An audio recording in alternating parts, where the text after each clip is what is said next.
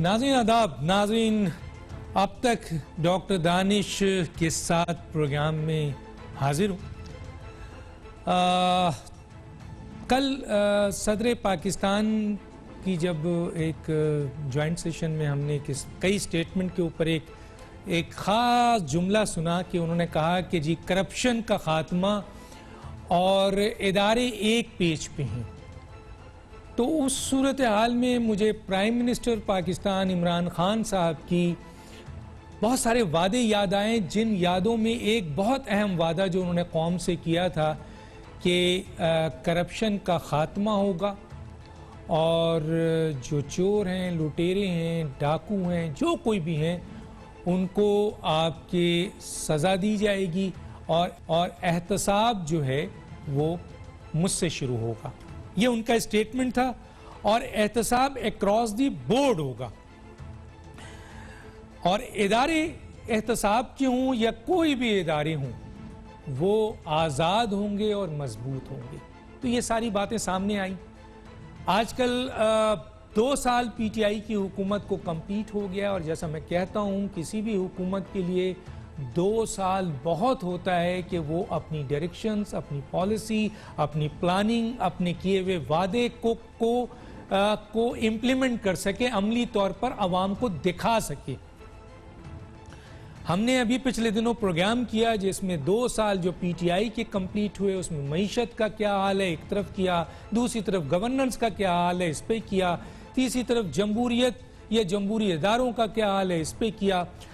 आज हम जो प्रोग्राम करने जा रहे हैं वो ये है कि 2 साल में मौजूदा हुकूमत पीटीआई ने जो कई वादे किए थे उनमें एक वादा कौम से करप्शन का खात्मा, एहतसाब अक्रॉस दी बोर्ड, इदारों की मजबूती और आज़ाद इदारे, इसके ऊपर हम बात करेंगे और हम ये सवाल रखेंगे कि किस हद तक करप्शन का खात्मा हुआ, कितने मुजरिमान को सज़ा दे दी गई, कितनी जो रिकवरी हुई, जो बैरून मुल्क पैसे थे, बाहर थे, जो कहा गया था कि बहुत बड़ी तादाद में ख़ास तौर पे शहजाद अकबर साहब ने कोई 27 प्रेस कॉन्फ्रेंस और डॉक्यूमेंट्स दिए थे जिसमें ये बता रहे थे कि जी हमने इतने अकाउंट्स पकड़ लिए हैं, इतने हमने लोगों को आइडेंटिफाई कर लिया है और इतने मनी लॉन्ड्रिंग के केसेस सामने और इतना पैसा हम और मुजरिमान ला रहे हैं। तो वो भी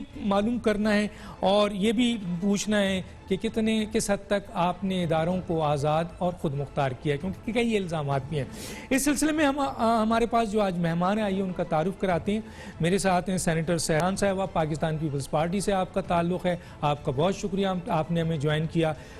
मेरे साथ हैं अली मोहम्मद ख़ान साहब, वज़ीर मुमलिकत बराए पार्लिमानी अमूर, आपका बहुत शुक्रिया सर, आपने हमें ज्वाइन किया। और मेरे साथ हैं जनाब तलाल चौधरी साहब, सीनियर रहनुमा पाकिस्तान मुस्लिम लीग नून, आपका बहुत शुक्रिया सर, आपने हमें ज्वाइन किया। मैं सबसे पहले आ जाता हूं जनाब सेनेटर सैर कामरान साहब की तरफ।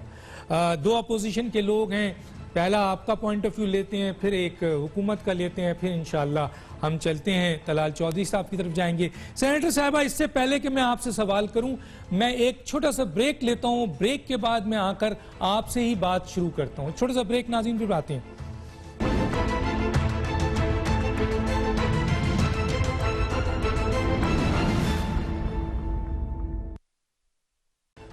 वो करप्शन के खात्मे का वादा किया था और अक्रॉस दी बोर्ड एहतसाब का वादा किया था, इदारों की मजबूती और आज़ादी की बात की थी। अच्छा, जब वज़ीर आज़म बने तो उनकी हर तकरीर में, चाहे वो मुल्क से बाहर हों या मुल्क के अंदर हों, उन्होंने करप्शन के खात्मे की हमेशा बात की और चोरों, डाकुओं, लुटेरों को कैफरे किरदार तक पहुँचाने की बात की। क्या आप ये समझती हैं, क्योंकि 2 साल हो चुका है, 2 साल बहुत होता है किसी भी मुल्क के लिए, किसी भी हुकूमत के लिए, कि वो अपने वादों पे अमल दरामद करके उन्हें दिखा सके। क्या समझती हैं कि किस हद तक मौजूदा हुकूमत 2 साल में करप्शन के खात्मे और मुजरिमों को कैफर किरदार तक पहुँचाने और एहतसाब अक्रॉस दी बोर्ड और इदारों की मजबूती और आज़ादी के लिए काम किया? बिस्मिल्लाहिर्रहमानिर्रहीम। शुक्रिया डॉक्टर दानिश। बस मेरे आपके तमाम सवालात के जवाब में वो मुझे एक मिसरा याद आ रहा है, वो वादा ही क्या जो वफा हो गया। और ये बिल्कुल सादिक आता है वज़ीर आज़म इमरान खान अहमद न्याजी के ऊपर कि वो वादा ही क्या जो वफा हो गया। अगर एहतसाब की बात करें, फिर आपने खुद ही दोहराया कि वज़ीर आज़म साहब का वज़ीर आज़म मुंतखब होने से पहले ये बयान था कि एहतसाब घर से शुरू होगा। बिल्कुल, एहतसाब तो घर से शुरू हुआ, क्योंकि सबसे पहले उनका गैर कानूनी तामीर शुदा घर रेगुलराइज हुआ। एहतसाब यकीनन घर से शुरू हुआ। हमने देखा कि मराहतें मिली, एहतसाब घर से शुरू हुआ। अलीमा बाजी को जो है उस केस में जो है वो एनआरओ दिया गया, अलीम खान को एनआरओ दिया गया, और हुकूमत के करप्शन के जितने केसेस हैं उनके ऊपर आंखें बंद की गई। तो एहतसाब के नाम पर जो हरेसमेंट फैलाई गई है अपोजिशन के खिलाफ, और मुझे इस बात से भी बड़ा इख्तलाफ है कि वज़ीर आज़म साहब ने अपने मनसब और अपनी मनसब की तौकीर को खुद बरकरार नहीं रखा, और जिस तरीके से बैरून मुल्क जाके पाकिस्तान के अहम सियासतदानों को चोर, डाकू, लुटेरा, देखें ये जुबान वज़ीर आज़म पर जो है मैं जेब नहीं देती कि वो इस किस्म की गुफ्तगू करें, क्योंकि ये जो उनको बाहर जाके मौका मिलता है बात करने का, ये उनकी जो एक जिम्मेदारी है ऐसे वज़ीर आज़म पाकिस्तान, ये उस सिलसिले में ये उनकी अथॉरिटी का अब्यूज है कि वो जिम्मेदारी अपनी पूरी करने के बजाय कि बेहतर करते, कि अपनी खारजा पॉलिसी बेहतर बनाते, पाकिस्तान की इज्जत की बात करते, पाकिस्तान की तौकीर की बात करते, उन्होंने मुल्क से बाहर जाके चोर डाकू की बात की। तो मैं ये समझती हूँ कि अब जो ह्यूमन राइट्स वॉच की रिपोर्ट आई है, जो सुप्रीम कोर्ट की ऑब्जर्वेशन आई है एहतसाब के पूरे प्रोसेस के ऊपर, उस पर कई सवालात उठते हैं। मैं सिर्फ आपका 1 मिनट इस बात के लिए लूंगी कि मैं ये चंद नाम आपके सामने रखना चाहती हूँ, जो कि नैब, एक मुतनाज़ा इदारा, एक काला कानून जो कि एक आमिर ने कायम किया था, यानी अकाउंटेबिलिटी का के नाम के ऊपर जिस तरीके से हरेसमेंट हो रही है और जिस तरीके से पॉलिटिकल इंजीनियरिंग हो रही है, जिसका तस्करा सुप्रीम कोर्ट ने भी किया, और जिस तरीके से जो है अपोजिशन को निशाना बनाया जा रहा है। मैं ये चंद नाम लेना चाहूंगी जो यकीनन तमाम सियासतदान नहीं है, लेकिन वो लोग जो नैब की कस्टडी में पिछले 2 साल के अंदर अपनी जिंदगी, अपनी जान की बाजी हार गए। अभी हालिया Aslam Masood, CFO Omni group, जिनको ये कहा गया कि वो अप्रूवर बन गए और उनके ऊपर इतना जो है वो दबाव डाला गया और इतना जो है नैब की तरफ हरेसमेंट हुई कि उनकी 17 अगस्त 2020 को डेथ हो गई। इससे पहले इजाज मेमन, एग्जीक्यूटिव इंजीनियर जो सिंध के गवर्नमेंट वर्क सर्विसेज डिपार्टमेंट में थे, वो भी नैब की कस्टडी में 31 मई 2020 को जो है उनकी डेथ हो गई। उससे पहले PTI के अपने लेट एडवोकेट जफर इकबाल साहब, जो लैया से जिनका ताल्लुक था, वो 6 जनवरी 2020 को नैब की कस्टडी में 86 दिन रहने के बाद उनकी भी डेथ हो गई। राजा आसिम, जो कि स्टॉक एक्सचेंज करप्शन केस पे गिरफ्तार किए गए थे, 17 मार्च 2019 को उनकी डेथ हो गई। ब्रिगेडियर असद मुनीर, एक ऑफिसर जिन्होंने ISI और MI में सर्व किया था, जो कि KP के गवर्नर के साथ उन्होंने काम किया, 16 मार्च 2019 को उन्होंने खुदकुशी कर ली नैब की हरेसमेंट की वजह से। यानी एक फौजी अफसर जिसको हम कहते हैं कि बड़ी ट्रेनिंग होती है उसकी, वो भी नैब की हरेसमेंट जो है वो बर्दाश्त नहीं कर सका। मोहम्मद नासिर शेख, जो कि एडिशनल डायरेक्टर थे KDA के, वो 6 अप्रैल 2019 को नैब की कस्टडी में उनकी डेथ हुई। फिर इसी तरीके से प्रोफेसर डॉक्टर ताहिर अमीन, एक बड़ा मोतबर नाम, एक इंटरनेशनल रिलेशंस के एक्सपर्ट, बहाउद्दीन ज़िकिया यूनिवर्सिटी के वाइस चांसलर, नैब की हरेसमेंट की वजह से उस शख्स ने, जिनसे मेरे ख्याल में मेरा बहुत अच्छा इंटरेक्शन रहा, बड़ी इज्जत की निगाह से उनको पाकिस्तान में भी और पाकिस्तान के बाहर देखा जाता था, उन्होंने खुदकुशी की कोशिश की, फिर बाद में उनको हार्ट अटैक हुआ, उनकी डेथ हो गई 5 अप्रैल 2019 को। कैसर अब्बास, जिनको नंदीपुर पावर प्रोजेक्ट में गिरफ्तार किया गया, जिसमें बाबर एवान साहब को जो है बाद में बरी कर दिया गया, उसमें जो है 1 अक्टूबर 2019 को नैब की कस्टडी में उनकी डेथ हुई। फिर chairman members welfare committee ministry of commerce के चौधरी अरशद साहब, वो नैब के टॉर्चर सेल में, उनकी 7 अगस्त 2018 को डेथ ओह माय गॉड। मियां जावेद अहमद, जो के CEO थे यूनिवर्सिटी ऑफ सरगोदा के, हथकड़ी लगे हुए, मैं आपको ये एक एकेडमिशियन की बात कर रही हूँ, हथकड़ी लगे हुए 22 दिसंबर 2018 को उनकी नेक्स्ट कस्टडी में डेथ हो गई। Mohammad Salim deputy director revenue LDA 25 दिसंबर 2018 को नेक्स्ट की कस्टडी में उनकी डेथ हो गई। अब्दुल कबीर खान KDA के ऑफिसर, वो भी नेक्स्ट की कस्टडी में अप्रैल 2017 में उनकी डेथ हो गई। ये क्या है नैब? ये क्या है? ये किस किस्म की हरेसमेंट है? ये मतलब इसके ऊपर कोई चेक है कि आप कुलभूषण यादव को तो देते हैं अदल और इंसाफ का मौका, आप उसके लिए तो कानून पास कराते हैं, और यहाँ पे क्या हो रहा है? मैं उनकी बात नहीं कर रही जिनकी आप मुसलसल तहजीब कर रहे हैं, जो कि मुसलसल बगैर किसी जुर्म साबित हुए कैदों बंद की सोबतें बर्दाश्त कर रहे हैं।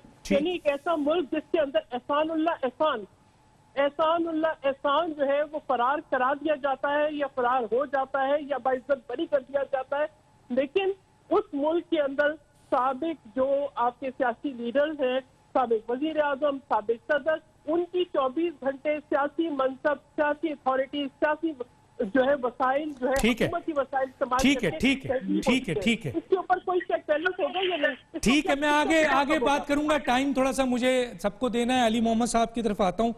अली मोहम्मद साहब, वैसे तो किसी भी हुकूमत का 5 साल होता है, लोग 2 साल में चले जाते हैं, कोई 3 साल में चला जाता है, लेकिन 5 साल के लिए इलेक्ट होते हैं। अच्छा, 5 साल में जब इलेक्ट होते हैं, 4 साल इम्पॉर्टेंट होता है क्योंकि आखिरी साल जो होता है वो इलेक्शन में होता है। जो कुछ भी करना है 4 साल में करना है, तो 2 साल आपका कंप्लीट हो चुका है। सर, मेरा पॉइंट ऑफ व्यू ये था। कल सदर साहब ने भी करप्शन की बात की, इदारों की एक पेज पे होने की बात की, इस पे तो मेरा एक अलग सवाल है, लेकिन मैं आपसे ये जरूर पूछना चाहूंगा कि 2 साल के अंदर हुकूमत पाकिस्तान ने, जो PTI की हुकूमत है, उसने करप्शन के खात्मे के लिए कितना अहम काम किया, कितने मुजरिमों को कैफरे किरदार तक पहुंचाया, कितने पैसे उनसे रिकवर किए, और दूसरा अक्रॉस द बोर्ड जो वादा था उस सिलसिले में कैसा ये एहतसाब हुआ, और इदारों को आपने कितना आज़ाद किया, क्योंकि बकौल शहजाद अकबर के जो 27 मीटिंग्स और प्रेस कॉन्फ्रेंस कर चुके हैं, पेपर लहराते थे, लेकिन हमारे नॉलेज के लिहाज से न 1 रुपया रिकवर हुआ, न एक शख्स जो है वो उसको कैफरे किरदार तक पहुंचाया गया। क्या कहेंगे अली मोहम्मद साहब? जी, बिस्मिल्लाहिर्रहमानिर्रहीम, अल्लाहुम्मा सल्लि व सल्लिम व बारिक अला सय्यिदिना मुहम्मद रसूलुल्लाह सल्लल्लाहु अलैहि वसल्लम। सबसे पहले तो आज मुझे तो इधर अभी मर्दान आते हुए चांद नजर आया है, तो यकम मुहर्रमुल हराम का बाबरकत महीना है।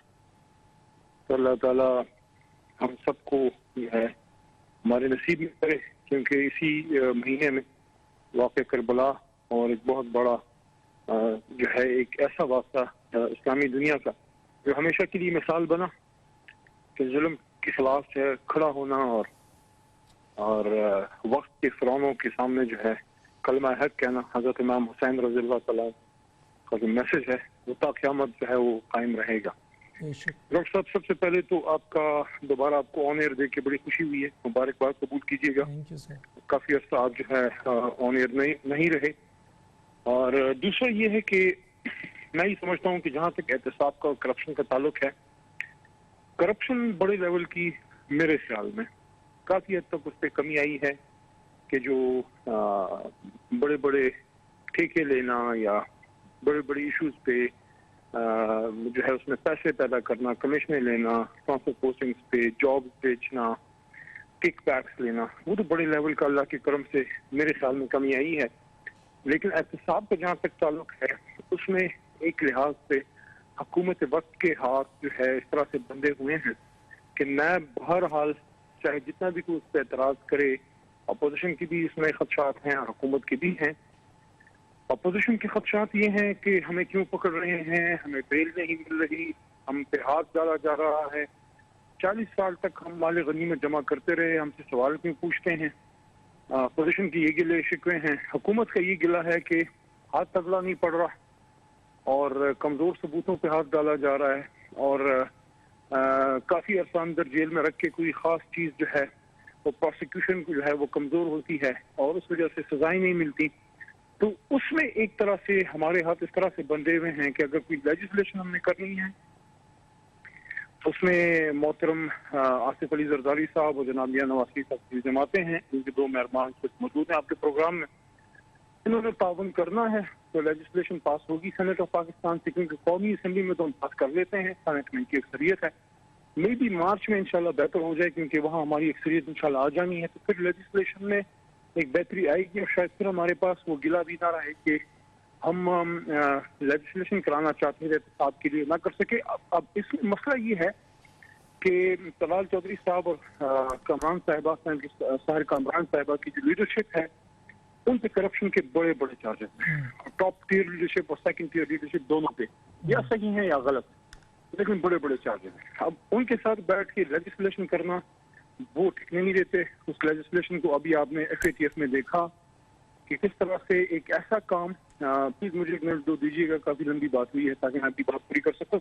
काफी एक अहम इशू था कि पाकिस्तान ग्रे लिस्ट से निकले, व्हाइट में जाए, ब्लैक में ना चला जाए। और ग्रे लिस्ट में याद रखिए डॉक्टर दानिश साहब, ग्रे लिस्ट में हमारे दौर में नहीं आए, मियां साहब और पीपल्स पार्टी के दौरों के बाद ही पाकिस्तान ग्रे लिस्ट में गया।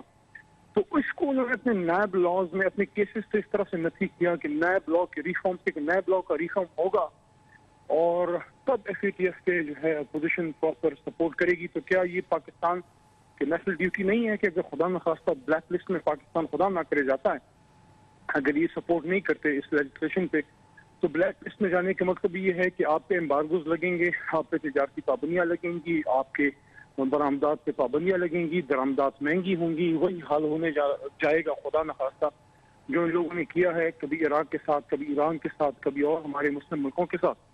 तो ये तो फिर नेशनल ड्यूटी है। अब इसको उन्होंने जोड़ा, जो 34 पॉइंट 30-34 पॉइंट आए नैब लॉ रिफॉर्म के हवाले से, तो मैं ये समझता हूँ कि ये लोग सीरियस नहीं है एहतसाब के लिए, क्योंकि ये इनको सूट नहीं कर पाता। अब ये जिस तरह की भी बातें करें। और आखिरी बात यह है कि आपने कहा कि दराजाती रिफॉर्म और एसेट रिकवरी, तो वो शायद शहजाद अकबर साहब बेहतर बता सके क्योंकि उसको डायरेक्टली हेड करते हैं। क्योंकि मैं समझता हूँ कि कोशिश काफी हो रही है और इसी वजह से अपोजिशन की शिकायत भी हैं।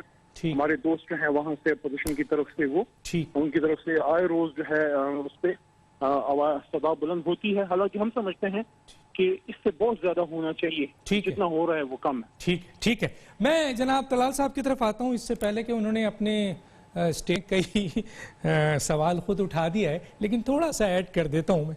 वो ये कि सर ये जो 10 साल की हुकूमत थी PMLN और पीपल्स पार्टी की, इसका खात्मे के लिए इमरान खान ने जो पॉइंट उठाया था वो यही उठाया था कि ये करप्ट हुकूमत है, और सारा का सारा उनका मेन स्लोगन भी ये था। और फिर इंटरनेशनली भी दुनिया में जो कुछ भी बोला आपके सामने है।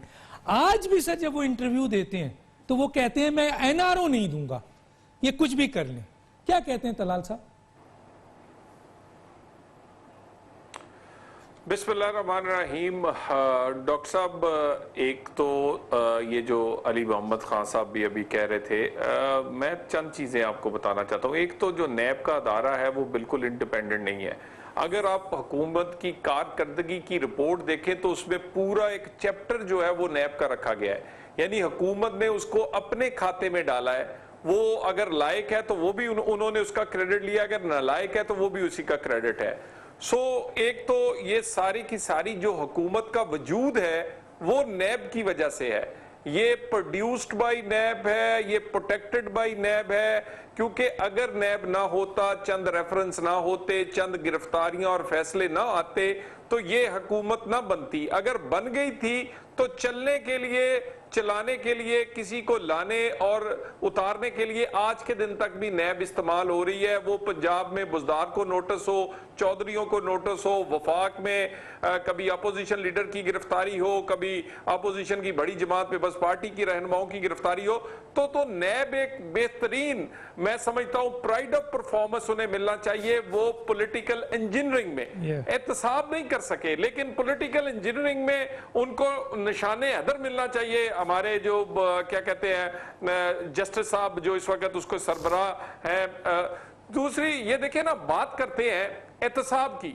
डॉक्टर साहब मुझे ये बताइए, आप सारा दिन टीवी पर बैठकर ये कहें कि एहतसाब होना चाहिए, एहतसाब होना चाहिए, ये चोर और डाकुओं को पकड़े, और मैं ये कहूं कि डॉक्टर साहब आपकी जेब में चोरी का पैसा है, मुझे तलाशी दें।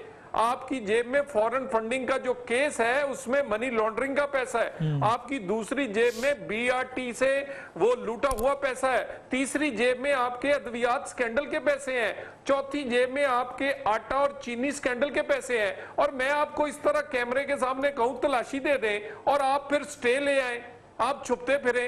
मुझे ये बताइए, ये जो 6 साल से फॉरेन फंडिंग का स्टे किसने लिया है? इमरान खान ने। ये बीआरटी का स्टे किसने लिया? इमरान खान ने। आज तक चीनी की तहकीकात क्यों नहीं हुई? क्योंकि खान साहब बेनिफिशियरी हैं। सबसे बड़े जो चीनी के डाकू निकले वो तो उनकी कैबिनेट के मेंबर है। आटे की तहकीकात क्यों नहीं हुई? अद्वियात के स्कैंडल में वजीर को उतारा गया, लेकिन क्योंकि बेनामीदार है खान साहब के तो उनको तो कोई सजा है, कोई नहीं पकड़ा गया। सो ये जितने स्लोगन्स थे उसकी नफी खान साहब ने खुद की है। चोर, डाकू और एहतसाब के नाम पर मुखालफ पकड़े गए हैं। हर वो मुखालफ पकड़ा गया है जो आवाज उठाता है। यानी चले जो एहतसाब के कानून से बचा है उस पर मंशियात डाल दी गई है। जो मंशियात से बचा है, अगर किसी जज साहब का फैसला पसंद नहीं आया तो फिर जज साहब के खिलाफ रेफरेंस चला गया है। डॉक्टर साहब आप खुद निशाना बने हैं, मुझे पता है आप ऑन एयर अपनी जात के लिए बात नहीं करेंगे। आप जैसे बहुत सारे सहाफियों को चुन चुन के नौकरियों से निकलवाया गया है। मीडिया हाउसेस को उसके ऊपर पूरे का पूरा प्रेशर डालने के लिए उन पर गिरफ्तारियां हुई हैं। सो हर उठती हुई आवाज, वो मीडिया की हो, वो अदलिया की हो, वो सियासतदान की हो, वो एहतसाब के नाम पर उसको दबाया जा रहा है। यही एहतसाब है बस। ठीक है, मैं नाज़रीन एक ब्रेक पे जाऊंगा, लेकिन एक वहाँ कहता चलूं, और वो ये है कि सदर मुमलकत ने कल बड़ी बात कर दी और कहा कि जनाब करप्शन का, हुकूमत करप्शन के खात्मे पे सीरियस है और तमाम इदारे एक पेज पे हैं। 73 साल हो गए इस मुल्क को, 1947 से लेके आज तक। चले पहले के दौर में तो क्या बात थी, उस ज़माने को तो खैर हम सिर्फ किताबों में पढ़ते हैं या सुन लेते हैं, लेकिन अगर ये बात हम 70s से ऊपर सुने तो भी यही बात थी कि उस वक्त भी इदारे एक पेज पे होते थे और करप्शन के मामले में हुकूमत जो है वो बहुत एग्रेसिव होती थी। उस वक्त भी मुल्क के हालात, मुल्क लूटा गया और करप्शन हुई, और आज ये 2 साल है इसमें भी करप्शन बढ़ गई है। मैं नहीं कहता, हर जगह ये बात है कि करप्शन के रेट बढ़ गए हैं, करप्शन बढ़ गई है। और आज भी सदर साहब कहते हैं कि एक पेज पे है, तमाम अहम इदारे इस पे एक पेज पे हैं। पहले भी अहम इदारे एक पेज पे थे और उसके बावजूद कल भी मुल्क लूट गया और आज 2 साल में भी मुल्क मुतवातिर लूट रहा है। एक छोटा सा ब्रेक पे वापस।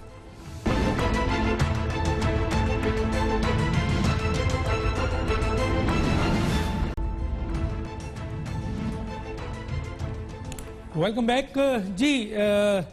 सहर कामरान साहिबा, आपके पास 4 मिनट है। मैं एक सवाल रखना चाहता हूँ यहाँ पर, वो ये है, बड़ा इम्पोर्टेंट एक केस उठाया है तलाल साहब ने, और वो है जनाब बीआरटी तो है, टीवी और दूसरी चीज़ें इंपॉर्टेंट हैं, मालम जब्बा, लेकिन जो सबसे इम्पॉर्टेंट है वो है फॉरेन फंडिंग केस। इस फॉरेन फंडिंग केस के ऊपर ख़ुद वज़ीर आज़म के ऊपर संगीन एलिगेशन है करप्शन के। इस मुल्क के सदर जनाब आरिफ अलवी साहब के ऊपर इल्ज़ाम है। मैं इल्ज़ाम की बात कर रहा हूँ जो फॉरेन फंडिंग केस पे लग रहे हैं। 23 अकाउंट है उसके ऊपर। इस मुल्क के स्पीकर जनाब असद कैसर साहब के ऊपर इल्ज़ाम है। इसी तरीके से बहुत अहम सियासी पीटीआई के लोगों पे इल्ज़ामात है, और वैसे एक पूरी लिस्ट है, चाहे वो आप खुसरो बुख्तियार देख लें, मोनस लाई देख लें, अलीम खान देख लें, डिफेंस जो इनके मिनिस्टर हैं वो देख लीजिए, जुल्फी बुखारी देख लीजिए, आजम खान देख, लिस्ट है, और ये सब केसेस नैब में हैं। क्या कहेंगी कि ये केसेस के ऊपर नैब कोई कार्रवाई नहीं करती है, एफआईए कोई कार्रवाई नहीं करती है? बिल्कुल दुरुस्त फरमाया डॉक्टर दानिश आपने। जब सवाल उठाने वाली आवाजों को दबा दिया जाए, मैंने पहले जिक्र नहीं किया था, लेकिन ये बहुत अहम बात है कि जो कुछ आज मीडिया के साथ हो रहा है, जो आज सवाल उठाने वाली आवाजों के साथ हो रहा है, जो आपके साथ हुआ, जो मीर शकील रहमान के साथ हुआ, जो मतीउल्लाह जान के साथ हुआ, जिस तरीके से प्रोग्राम बंद कर दिए जाते हैं, चैनल बंद कर दिए जाते हैं, उसी तरीके से नैब के चेयरमैन का वीडियो स्कैंडल आ जाता है। और उसके बाद फिर आप देखें कि जहां वो ये कहते हैं कि अगर हुकूमती वुज़रा के खिलाफ करप्शन की कार्रवाई हो तो ये हुकूमत गिर जाए, फिर वो वीडियो स्कैंडल वाली खातून गायब हो जाती हैं, फिर उसकी कोई तहकीकात नहीं होती।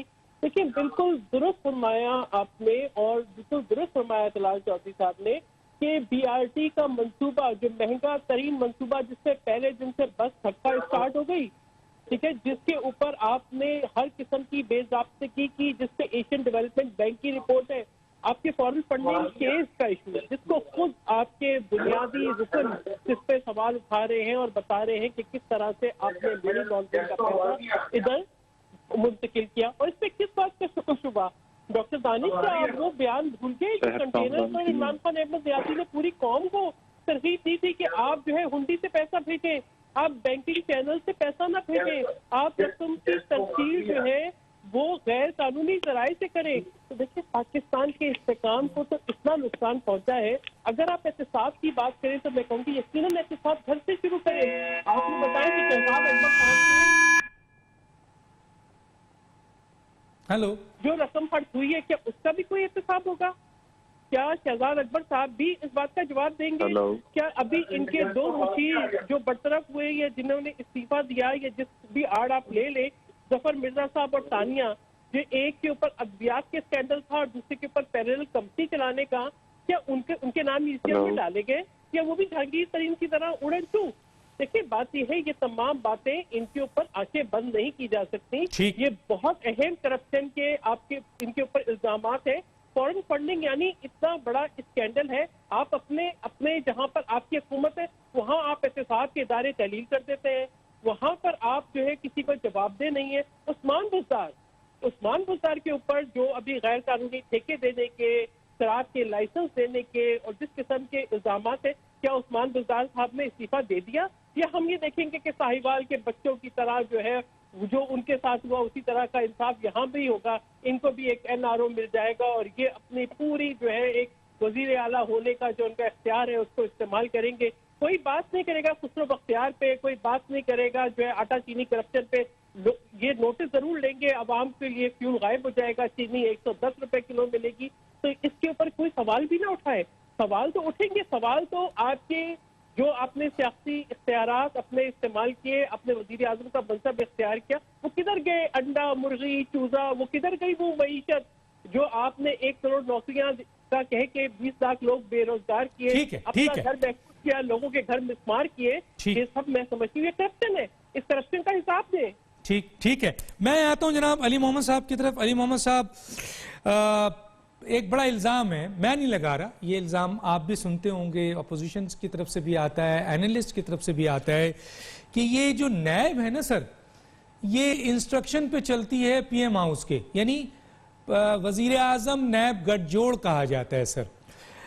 इस सिलसिले में फिर केसेस बनते हैं और लोगों का कहना है क्योंकि उनके कहने पे केसेस बनते हैं, केस सही होता नहीं है। फिर क्या होता है कि जी 90 दिन गुजर जाते हैं, चार्जशीट नहीं बनती है, रेफरेंसेस दाखिल नहीं होते हैं, वैसे ही उनको बंद रखा जाता है, फिर अदालतें बेल देती हैं और फिर हुकूमत और इदारा दोनों बदनाम होता है। और आपने भी पिछले दिनों स्टेटमेंट सुना सुप्रीम कोर्ट का कि ये सियासी इंजीनियरिंग के लिए इस्तेमाल हो रहा है। इससे बड़ी स्टेटमेंट क्या होगी? लेकिन सर जो मैं सवाल आपसे करना चाहता हूं, आप चाहे कुछ भी बोलें, आपको इजाजत है, लेकिन यहां एक सवाल ये है कि सुनने में आ रहा है कि ये चेयरमैन जिसके बारे में ये हर तरफ से ये आवाज आ रही है कि ये शख्स एक सियासी इंतकाम का इदारा बना दिया, इदारे को तबाह कर दिया इन्होंने, उसको उसकी बेहतरीन कारकर्दगी की बुनियाद पर जो 2 महीने बाद ये जा रहे हैं, हुकूमत उसको एक्सटेंशन देना चाहती है। क्या कहेंगे सर?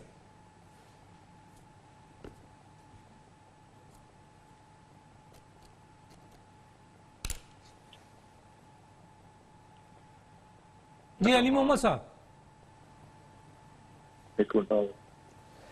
अच्छा, मैं तलाल चौधरी साहब पे आ जाता हूँ। अली मोहम्मद साहब की आवाज़ नहीं आ रही है।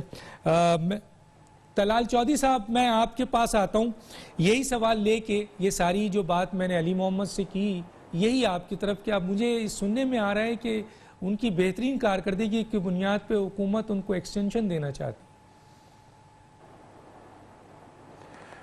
है। देखिए जी, उनकी अगर पॉइंट ऑफ व्यू अगर पीटीआई का देखें तो बिल्कुल बजा है। आज के दिन तक अगर वो हुकूमत में है और हुकूमत अगर चल रही है तो वो मरहूने मिन्नत है नैब के, और नैब के चेयरमैन जो हैं वो खुद इस एक इंटरव्यू जो है वो दे चुके हैं, और उस इंटरव्यू में जावेद चौधरी साहब को वो बहुत सारे इंकशाफात कर चुके थे कि भी अगर मैं हाथ डालूं तो ये गिर जाएगी हुकूमत, ये कौमी मफाद के खिलाफ है कि चोरों और डाकुओं पे हाथ डाला जाए, और वो सारी चीजें उसमें वो बयान करते उन्होंने की हैं। तो मामला ये है, देखिए डॉक्टर साहब, कब तक इस तरह आप इस मुल्क को चलाएंगे? 70 साल हो गए हैं, आप यही तजर्बे कर रहे हैं। जब कोई इलेक्शन आता है तो आपको याद आ जाती है अकाउंटेबिलिटी, उस वक्त सर्टिफिकेट बांट दिए जाते हैं, गद्दारी सर्टिफिकेट जारी हो जाता है, चोर और डाकू का सर्टिफिकेट जारी हो जाता है इलेक्शन, और फिर इस तरह के अदारों यानी नैब खुसूसन जो है वो आप देख लें उसकी पैदाइश से लेकर और आज तक